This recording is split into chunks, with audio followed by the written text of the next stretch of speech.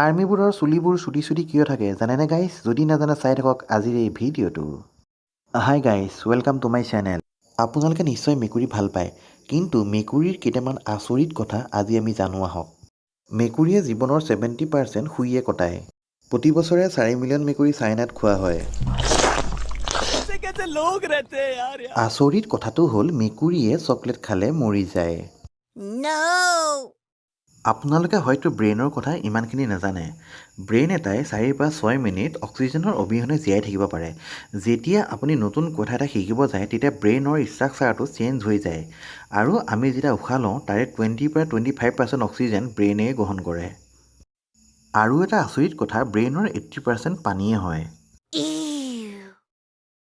আপোনালোকে আৰ্মিবোৰৰ চুলিবিলাক চুটি চুটিকৈ কটা দেখা যায়।